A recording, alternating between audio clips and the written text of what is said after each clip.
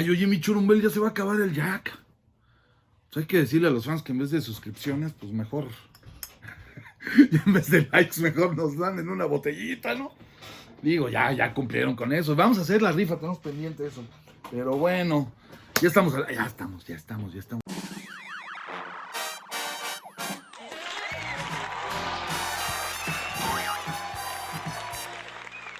Carnales, bienvenidos a Carnales, Carnalas, camaradas, habíamos quedado, ¿verdad? Porque ese es bastante inclusivo, es femenino, camaradas, camarados, pues no, ¿verdad? Entonces, camaradas, parejo y no hay bronca. ¿Cómo están? Acá el Gantús de regreso con este nuevo apunte chamánico. Pues la verdad, contentos, encerradones, aquí en mi estudio, que es lo que hago, en mi estudio, en mi casa, en mi estudio. Pues no nos queda de otra, ya saben, con tapado, con cubrebocas para todos lados, estos cubrebocas que me han hecho tan popular, estos que la verdad sí están bonitos, fíjense, no sé si ya les mostré un par de los que tengo, ¿no? El de Asterix. ¡Qué bonito! Mira qué cosa tan chida está eso. O el de del Capitán. Está también bien chidín. Pero bueno, pues por lo menos para hacer un poco más entretenida este rollo de la pandemia. ¿Ya vieron mi playera del Joker? Así, está, con caricatura. ¿Saben quién hizo esta caricatura que le quedó bien chida? Y atrás está el Joker. Pero no les voy a enseñar porque luego me alburean. Son bien corrientes muchos de ustedes.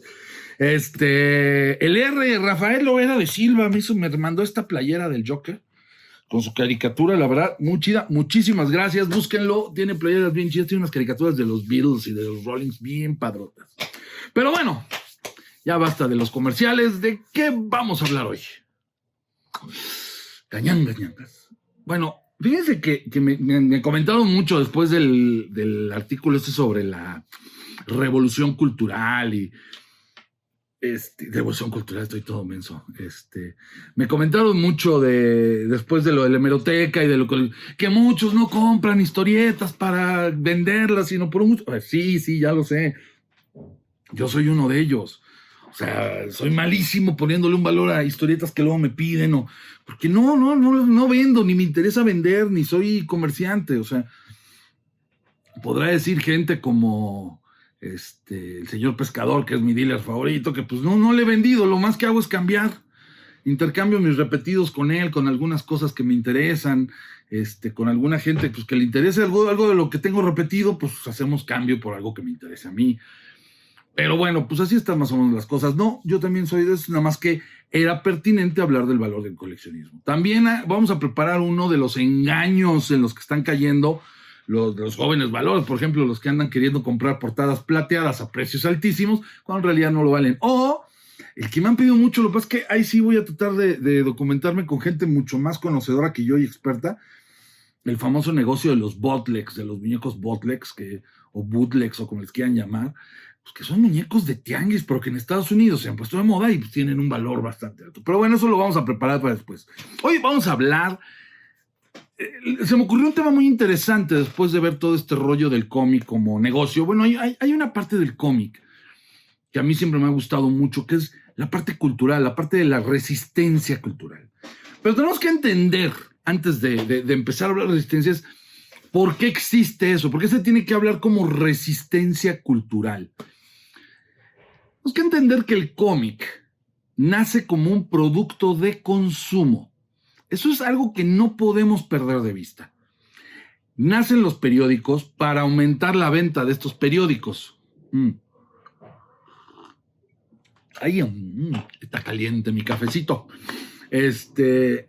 Nace y de ahí se empieza a utilizar. En Estados Unidos a William Gaines se le ocurrió juntar esas tiras cómicas para hacer promoción a la Kodak. Y después ya sale Famous Funnies y toda esta serie de cómics. En México, Paquín, Pepín, Chamaco, también surgen como un negocio, un producto de consumo que de repente descubrieron que era muy interesante. Ahora, como producto de consumo sigue reglas del mercado, que es muy simple. Se vende, continúa, no se vende, no continúa.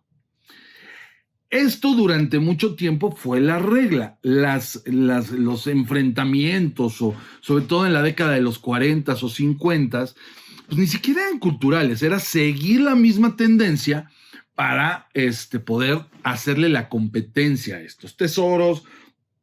Un momento dado, la Iglesia Católica patrocina una publicación que se llama Chiquitín, sin albur, así se llama, y que era la que competía con estos, trataba de competir, salieron algunos títulos, se llegan a conseguir, la verdad es que no son tan caros, pero bueno, eso era más un rollo de competencia, no un rayo de resistencia. En realidad, inclusive los autores como Toño Gutiérrez, que sacó Don Proverbio,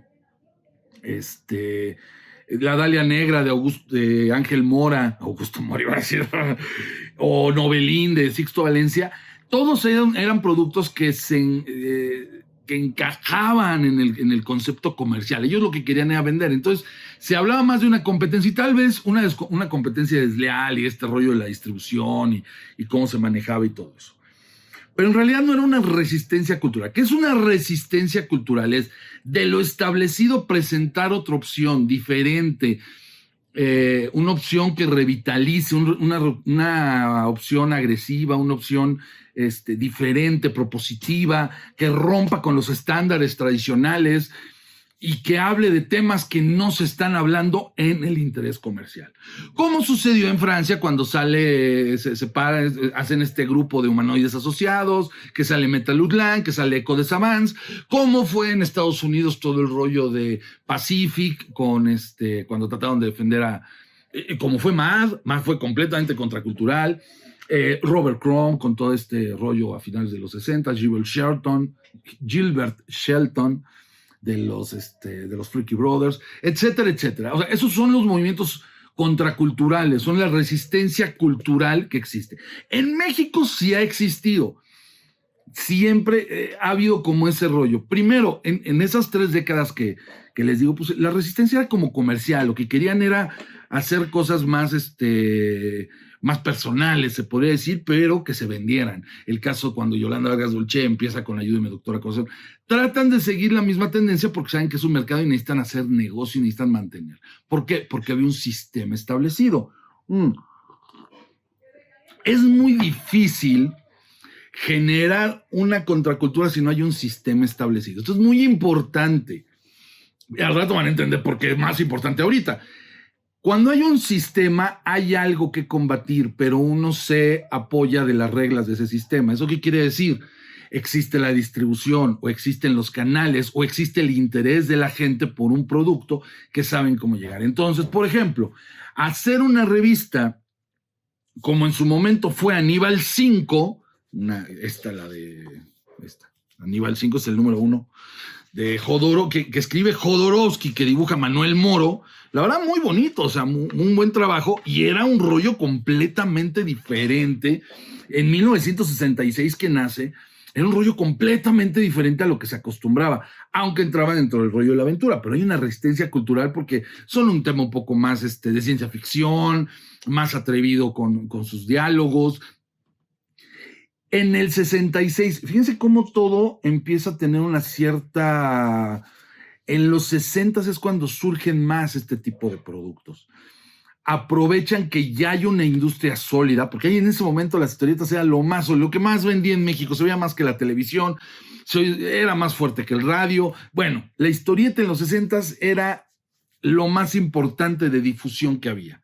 Tan es así que teníamos una gran cantidad de títulos. Es donde estaba Novaro en su apogeo, estaba Editorial Edar, que después es Vid en su apogeo, Editor Mex en su apogeo. O sea, todas vendían millones de ejemplares, era el mejor momento. Entonces pueden hacer las empresas pueden arriesgarse. En el caso de Aníbal 5, Temporae, que era la editorial, pues era como una subsidiaria, tenía relación con Novaro, y entonces podían medio arriesgarse con esos títulos. En ese mismo tenor sale en 1966 Los Supermachos de Ríos, que ese sí se puede, un verdadero objeto contracultural, que además generó una gran cantidad de imitadores. Eso también tiene, la resistencia cultural acaba volviéndose mainstream, ¿Por qué? Porque todo el rollo político, a partir de ese momento, esa es la gran importancia de Rius, que a partir de ese momento se abrió un esquema que no estaba contemplado. El esquema de los cómics de divulgación, cómics políticos, cómics sociales, que antes se medios trataban con cosas como por ahí cuando una deidad en el asfalto, me acuerdo de Joyas de la Mitología o de...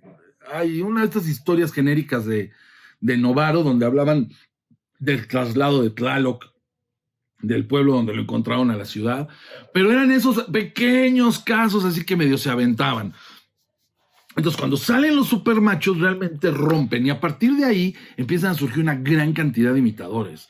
Desde la gente de los paisanos de la Jicotera, los hijos de López, los superfríos, etc, etc. Y empiezan a salir muchos imitadores de ellos. Por ahí tengo un apunte chamánico donde cuento esta historia.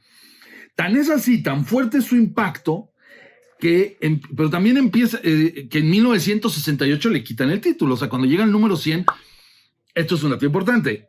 Rius solo hace los primeros 100 números de los supermachos. Si luego les quieren vender u ofrecer cómics de los supermachos después del número 100 fingiendo que son de Rius o queriéndoselos dar a un precio muy alto porque son de Rius, no son de Rius. Después del el número 101 ya no es de Rius, se lo quitan, le roban el título. Rius tenía registrados los personajes, empieza la lucha por recuperar a sus personajes. Por eso cuando él se sale, los primeros números de Los Agachados sale Calzoncín. Porque él estaba retomando sus personajes nada más con otro título, porque el título lo tenía registrado la editorial, muy tramposamente, pero agarró los personajes. Entonces cuando Rius se quejó y empezó la demanda que le iba a ganar, le avisaron, ni le muevas, güey. De arriba viene la orden de que no ganes la demanda. Y ese fue Díaz Ordaz, que lo alucinaba. Pero también lo alucinaba por otras razones. Pero bueno, antes de pasar al siguiente tema con Rius, hay un caso muy extraño de finales de los 60s, que este salió por la revista, y este venía directo de La Habana, Cuba. Son algo que se llamó los anticómics. Estos cómics, que la verdad es que no tienen mayor información más que fueron publicados por Editorial Reportaje, aquellos que publicaban la revista, porque era una de las pocas revistas que sacó las fotos del 68, retiraron el ejemplar, tronaron la revista, el gobierno, pero aquí salió este número de Anticómics, que lo pueden ver, lo pueden observar, y habla de Operación Chao, un episodio de la lucha vietnamita, trae humor y trae un dibujo bastante europeo. No sé, no me parece en particular que sea algo hecho en México, pero bueno, decían, esto viene desde Cuba y se distribuyó aquí en México y se le llamó la eclosión cultural del cómic. CELINEA, Servicio de Historietas de Prensa Latina. Se supone que esto sale a finales de los 60, principios de los 70. No he podido encontrar el dato. Si alguien se lo sabe, por favor, comuníquenos. De todas maneras, voy a seguir investigando. Pero este es otro, este se puede llamar un verdadero objeto contracultural, porque pues, no salía, no estaba ni siquiera dentro del sistema. Posteriormente sale lo que conocemos, en México se conoció como la garra.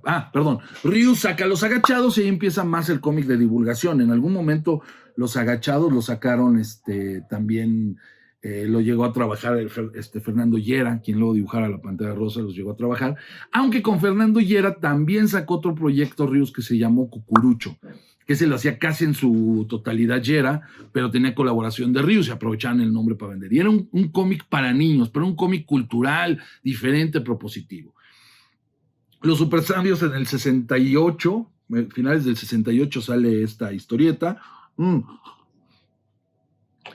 y logra durar más tiempo. Sin embargo, después de lo del movimiento del 68, la matanza de Tlatelolco y todo esto, surge una de las revistas tal vez de historieta caricatura. No quiero meterme tanto en el tema de la caricatura porque obviamente haya habido muchas más expresiones contraculturales y que en la historieta, que era como un sistema mucho más establecido en producción hasta ese momento, hasta los 60s, que creo que en la caricatura estaban mucho más controlados también, pero había revistas o había cosas que podían salir. Rius fue participante de muchas de esas de las cosas. Por ahí también otro que me recuerdo ahorita fue el SIC, donde estuvo Aragonés, pero esos eran de humor, o sea, tampoco eran muy diferentes porque usaban el humor, que era más en el tono del jaja, que era una revista que se vendía mucho. Entonces entendamos un poco que la resistencia cultural es ser algo diferente a lo establecido. Por eso hay cosas que luego no considero que fueran tal cual como eso. Había escapes, o sea, todo el rollo cultural de las revistas de Novaro, joyas de la mitología, mujeres célebres, hombres célebres, bla, bla, bla, bla, biografías selectas de Edar, y así. Había una necesidad de justificar que la historieta también tenía una fuerza o un aporte cultural y educativo, porque recordemos que la historieta fue muy atacada en los 40s y en los 50s por los conservadores, por la iglesia, por todo esto. Entonces los nuevos editores deciden no tener broncas con la iglesia, muchos sacan vidas de santos, vidas ejemplares, etc., que lo que hacía era tener esta parte educativa. Lo cultural no quiere decir que sea educativo. O sea, no por decir cultural tiene que ser educativo a fuerza, tiene que ser diferente, tiene que cambiar, tiene que ser un choque, tiene que ser un cambio en la estructura de las formas. Y en eso sí lo logró La Garrapata, con historietas como El Hombre de Negro, como las crónicas de Tatil con Ananilco de Naranjo, El Hombre de Negro de Helio Flores, obviamente las caricaturas de Rius. Y en La Garrapata salieron una muy buena cantidad de nuevos. En esta primera época, bueno, hay un editor. Este editor, por presión, deja de hacerlo y se genera una cooperativa, que es lo que da entrada a la segunda época de La Garrapata, que dura hasta el 70. La Garrapata nace después del 68 como de manera continua y en el 70 se cierra por ya presiones. En la cooperativa estaban AB, estaba Rius, Helio Flores y Naranjo. En una tercera época que ya nace en el 80-81, ya vienen otros, dirigida por Sergio Arau. Es donde aparece por primera vez grandes historietistas y caricaturistas que posteriormente siguieron en este negocio, como Fego, como Soto, como Ahumada, como El Fisgón, como Gis, Rocha, Bettini, que luego trabajó con Gis y Trino en Guadalajara, en La Mamá del Abulón y todo eso, y Kemps. Los 80 es un gran momento. En el 78, ahí también hay un movimiento bien interesante que se da en los periódicos, El Otro más Otro. Acordémonos que a principios de los 70 se da el golpe a Excelsior, que sacan a Julio Scherer y a toda su gente del Excelsior de una manera tramposa, entra Regino Díaz de Redondo, y de ahí se genera el 1+1, que ahí lo dirige Becerra Costa, y posteriormente Julio Scherer funda El Proceso. Esas dos revistas son las que dan la entrada a un nuevo tipo de periodismo, un periodismo diferente, a una prensa diferente en México y de denuncia. Entonces, ahí es donde empiezan a cambiar las cosas. Curiosamente, ese golpe Excelsior salió peor que si hubieran, a la larga, fue contraproducente para el gobierno porque les generó una crítica mucho más fuerte. Pero bueno, no vamos a hablar de eso, pero entre esas cosas sale El Otro más Otro, donde ahí está Kemps, está Ahumada, está Luis Fernando, que es donde también empieza a hacer cosas, creo que Gis empezaba por ahí también, Ahumada, y en el 78, esto da la entrada a las nuevas revistas, estas revistas que buscaban ser completamente diferentes, y da la casualidad que cuando llega López Portillo se abre un rollo cultural en la SEP muy interesante. Y a principios de 1980 surge una revista de historieta realmente maravillosa que se llamó Sniff. Este es el número 1, pero que duró muy poco. Hubo todo un movimiento con México, Historia de un Pueblo, novelas mexicanas. En los 80s hubo un movimiento cultural muy interesante de recuperar la historia de México. En estas novelas mexicanas se estaban haciendo cómics de esas historias, salió el Periquillo Sarmiento, pero aquí hay cosas muy interesantes, ¿no? Por ejemplo, aquí fue donde conozco yo las tiras. Aquí es donde yo conozco a Groucho Marx, por eso me vuelvo fan de Groucho, no por las películas, yo me vuelvo fan de Groucho por el cómic. Porque aquí en esta revista, que yo de alguna manera llegó a mis manos, no me acuerdo por qué, honestamente, hay el número 4, el número 5 tiene la portada de Groucho. Y la verdad me dio mucha risa porque me acuerdo mucho el chiste, era un rollo de que de repente se asoma Groucho a una ventana, voltea a la izquierda y ve una bomba atómica así explotando, ¿no? Y pues es el fin del mundo y aparece, y al final de la tira aparece, el fin del mundo fue presentado, actuado por, en orden de aparición, Eva, Adán, Caín. Es una tontería, pero me dio mucha risa. Y a partir de ahí me volví fan del personaje y con el tiempo me volví muy fan de Groucho Marx y su humor. Pero aquí lo que hicieron fue juntar gente como Carlos Jiménez, gente como Trino de Italia, fíjense, ¿quiénes dirigían la publicación? Era Armando Bartra, era uno de los del Consejo Editorial, que luego fue el autor de Puros Cuentos, uno de los grandes conocedores de historieta. Paco Ignacio Taibo II, Sealtiel Alastriste y Eduardo Hurtado. O sea, hubo gente, Eduardo Hurtado, si no me equivoco, luego estuvo muy involucrado en la exposición que se hizo en el 87 de Puros Cuentos. Y el diseño era de Juan Manuel Arrochea. O sea, la coordinación de rollos europeos era de Juan Antonio Blas. La verdad es que había cosas maravillosas. O sea, estaba Víctor Mora, Luis García, Ventura y Nieto, que eran los de Gruñidos en el Desierto. Se dio un anticipo de México, Historia de un Pueblo, que esta fue otra publicación en unos libros muy bonitos, muy bien dibujados, que estuvo ahí Ángel Mora involucrado, estuvo Antonio Cardoso, Sixto Valencia, si no me equivoco, también estuvo metido en eso. Episodios mexicanos después salió también, que era...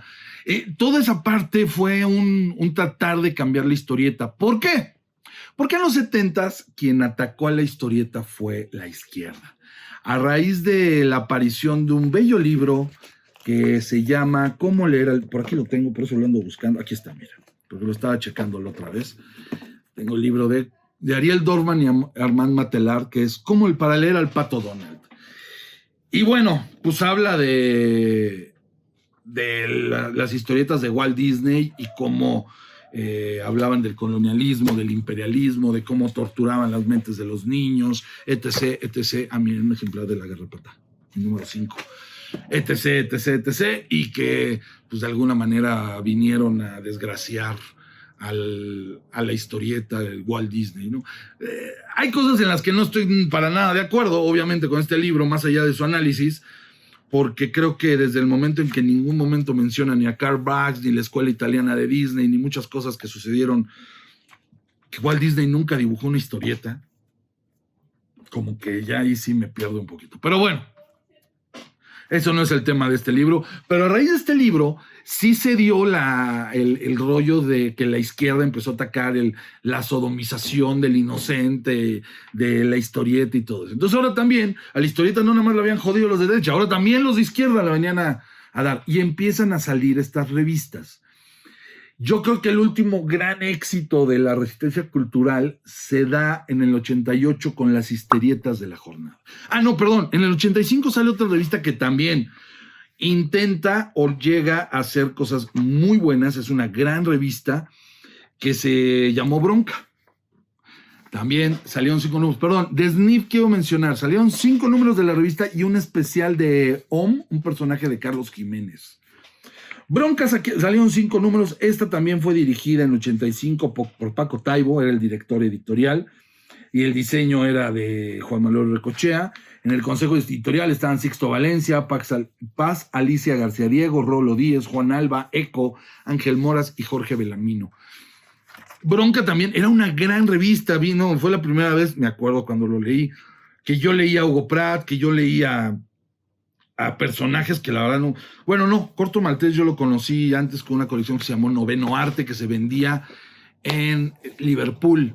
Venía Mandrake, venía Corto Maltés, venía en esa colección de Noveno Arte, venía Macaco, venía el Gato Félix de Pat Sullivan, venía también no me acuerdo cuál era de Harold Foster, Drago de Hal Foster, de Born Hogarth había también uno. Bueno, era una serie de libros de aventuras bastante interesantes.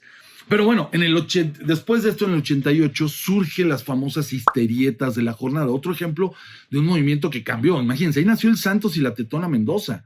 O sea, por primera vez se hablaba de muchas cosas que no se tocaban. Fue una revolución. Por eso aquí sí tienen tan anticulturales. Ellos ya venían de una resistencia con la mamá del Abulón, con el Galimatías. En Guadalajara, ese lugar tan cerrado y tan tradicionalista, fue uno de los lugares donde nace la resistencia cultural de la historieta, que posteriormente abarcaría toda la República y dominaría durísimo los 90s.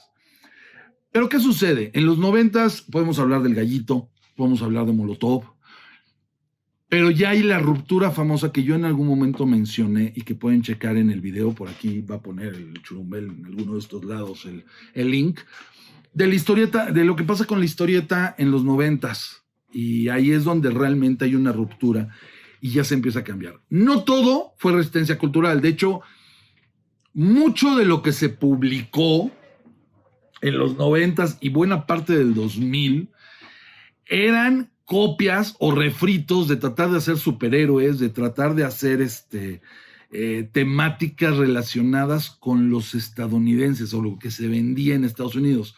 Esto se explica claramente porque la clase media llega a tomar, y son los temas que le interesan o a los que tenían acceso, y los que les interesan hacer mucho, seguir el cómic, eran lectores de cómic norteamericano. Casi muy pocos son conocedores o saben de la tradición de la historieta mexicana. Un poquito tal vez los del Taller del Perrón, que por ejemplo en el caso de Peláez admiran mucho más el trabajo de gentes europeos. En el caso de Quintero, pues también está el caso de admirar a Cromo, ese tipo de...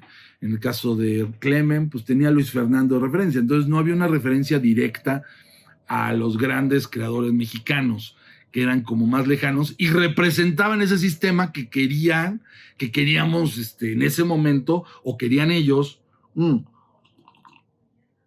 para que luego no me digan que yo mando.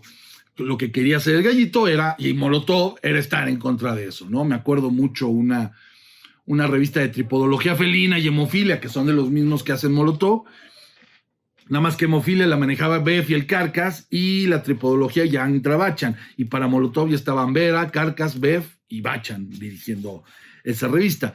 En la 2 estaba Sergio Tapia también con ellos, y los quiso probar hasta dónde llegaban, y hacen una historieta semiporno bastante densa, donde una mujer se suicida, durísima, y quiso ver hasta dónde llegaban, y pues sí me los espantó, y además los andaban corriendo del Ibero por eso. Y fue una de esas famosas luchas de libertad de expresión, pero pues en realidad en ese entonces sí los iban a correr de la Ibero, a Beff y al Carcas, que estudiaban ahí, y al Bachan creo también, no sé si entró después, la verdad. Y miren, Beff acabó de maestro en Ibero, qué cosas. Pero bueno, ahí es donde empieza la resistencia. ¿Hay resistencia cultural ahorita? Desde el 90, desde que empezó a valer madre la industria, empezó la resistencia. Hay algo que mencioné al principio, es muy importante, y lo más importante es que ustedes lo entiendan como debe de ser. No hay forma de tener una resistencia cultural si no hay un sistema, si no hay a qué resistirse. No tenemos un sistema. ¿A qué nos vamos a resistir? No voy a hacer las cosas como lo hacen los webcomiqueros como Alejandra Gámez, Yusre Papiero, Cucamonga. No voy a hacer las cosas como lo hacen Bachan, Clemen, Peláez. La historieta, a partir de mediados de los 90, la historieta mexicana se dedicó a sobrevivir. Ha habido casos donde le va bien, hay casos muy exitosos, hay gente ahorita que está haciendo cosas bien interesantes y que están en un proceso de desarrollo muy bueno. Hay gente, por ejemplo, como el de La Tuya en Vinagre, Sergio Neri, que hace cosas que traspasan muchas de las líneas establecidas. Está el rollo de Clemen y sus perros salvajes y tratar de explicar cómo se está jodiendo México paso a paso. Hay muchos, pero ya todo lo que se haga de historieta es esa resistencia. Obvio, si alguien llega y copia el esquema gringo, pues bueno, se podría suponer que ese es el sistema o el mainstream. Lo japonés, lo gringo, lo europeo, lo francés. Bueno, lo francés no, porque aquí se considera muy cultural leer cómic francés, pero bueno, pues allá es comercial. Entendamos una cosa, la resistencia cultural debe ser eso que modifica, que cambia, que enfrenta. Lo he repetido mucho, pero lo tenemos que entender. Y ahorita, pues lo que se está haciendo está dentro de la lógica de tener el internet y poder hacer lo que se se quiera. No está a nivel mundial, no está existiendo un cambio en los estándares de la historieta, no se están modificando, no hay una revolución como tal. Hay booms, hay interés, a veces por las películas de Marvel se generó un pequeño interés, se generó un pequeño boom. No va a ser que vendas más, pero bueno, va a ser el hecho de que se esté publicando tanto manga en nuestro país. Pero esos son condicionantes comerciales. Tendríamos que generar un movimiento diferente para que la historieta mexicana llegara. Y entender una cosa, todo movimiento cultural, todo movimiento debe de estar pensado en convertirse en un movimiento económico fuerte, un movimiento de volver un producto comercialmente viable, porque entonces la idea es que funcionó. Los Supermachos de Ríos fue un movimiento económicamente viable. Los movimientos que no eran económicamente viables, por muy buenos que fueran, desaparecían. La Garrapata dejaba dinero, por eso se hizo varias veces. Las historietas se volvieron un éxito. Gis y Trino generaron muchísimo dinero y generaron muchísimas cosas con el Santos y la Tetona. Hasta una película se hizo. Señores, entendamos un poquito. Hay que entrar en la lógica del mercado, pero eso no quiere decir seguir la lógica del mercado. Hay que romper las estructuras y poco a poco la gente lo va. El chiste es hacer que las cabecitas se muevan, que se generen cosas diferentes. Pero tratar de repetir esquemas que ya se han hecho una y otra. O sea, que ahorita nos lleguen a decir, no, mira, vamos a hacer este cómic de política donde se van a volverlo. No, mames, no. O vamos a hacer este cómic sobre sexo. ¿Neto? O sea, ¿sexo? Por ahí hay un documental en Netflix bastante bueno que habla sobre ese tema. Pero bueno, ya me pasé. Ahora sí se hizo muy largo esto, pero es importante mencionarlo. Señores, estos fueron los apuntes chamánicos. Ya saben, @GantuzLuis en Instagram y en Twitter me pueden seguir. Me pueden seguir también en mis páginas de Facebook de Luis Gantuz y de Apuntes Chamánicos. No estoy recibiendo solicitudes. Gracias a todos los que me mandan solicitud a mi perfil personal en Facebook, pero no la estoy recibiendo. Perdón, pero se me saturó, hace un par de años se me saturó el Facebook y empezaron a haber insultos y cosas que ya no me latieron. Entonces, mi perfil personal está un poco restringido. Pero en mi página de fans, ahí me pueden mandar mensajes, platicar, ahí estoy todo el tiempo atendiéndolos. Ya saben que cada mes en el Chamuco pueden encontrar apuntes de historieta y suscríbanse, denle like, chequen los apuntes chamánicos pasados, estoy seguro que les van a gustar. Y por favor, ya lo saben, se lo cepillan, se lo enceran, se lo vacunan si les toca, porque yo creo que hasta por ahí de noviembre nos andará tocando a varios. Cuídense mucho el bigote, porque el bigote es importante para la salud. ¡Ahí nos!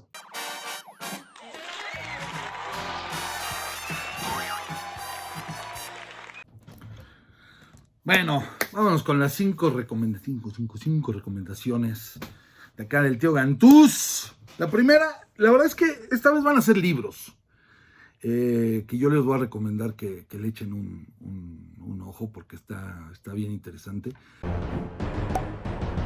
El primero es un libro de un autor que a mí me gusta mucho, que escribió la tragicomedia mexicana, que es como mi libro de cabecera. José Agustín, que escribió el libro La Contracultura en México. Creo que lo publicó Grijalbo, no sé si está pero si no, qué tan difícil será de conseguir. La Contracultura en México de José Agustín, belleza del libro, te habla de música, te habla de cine, te habla de cómic, te habla de todo lo que se movió en aquellas épocas de los 60s y 70s. Y la verdad, bastante interesante. La número 2, del Pepín a los agachados. Es un poco la historia de la censura, si realmente hubo una censura en México, dónde lo censuraron, cómo lo censuraron, qué fue lo que hicieron, etcétera, etcétera. La verdad, muy interesante, un libro de Anne Rubinstein que publicó el Fondo de Cultura Económica y vale muchísimo la pena echar una leída. Ese no es tan difícil de conseguir, es más, creo que hasta está en Amazon. Chéquenlo, la verdad vale mucho la pena. La número 3, Aníbal 5. Fíjense que los cuates de Editorial Samsara y la revista Belcebú publicaron el libro de Aníbal 5, donde reúnen los números que salieron en México. 5 o 6 números salieron en México, si no me equivoco, y los reúnen en este libro y está bastante interesante de una leída, ver si resiste el paso del tiempo el famoso Aníbal 5, aunque ya se publicó en Europa, se publicó Aníbal 5, luego Jodorowsky lo retomó y allá sí tuvo bastante éxito, pero bueno, son bastante interesantes los números de Aníbal 5 de esta época. Número 4. Pues mira, la verdad es que yo les recomiendo mucho leer la biografía de Rius, Mis Confusiones, Memorias Desmemoriadas. Es libro, no es historieta, y la verdad narra bastante chido toda su vida, cómo empezó, cómo vivió, toda la parte que les hablé y cuáles eran sus ideas cuando hacía este rollo de los supermachos, de los agachados, de la garrapata, de la caricatura, el chamuco, el chahuiztle, en fin, la verdad es que este me parece que es un gran libro que no se deben de perder todos los que estén interesados en saber qué onda con la historieta mexicana y pues con este autor en particular que es muy, muy conocido. La número 5. Este es un cómic, no es un cómic, perdón, este es un libro gringo, se llama A History of Underground Comics, de Mark James Strand, y él nos habla de la historia de los cómics underground, de qué se basaron, cómo salieron, dónde nacieron, quiénes fueron sus autores. La verdad, un muy buen libro. Si lo pueden conseguir, chéquenlo, y denle una repasada, porque la verdad es que hay muchísimo que saberle a este tema. Por el momento eso es todo. Nos vemos. Adiós.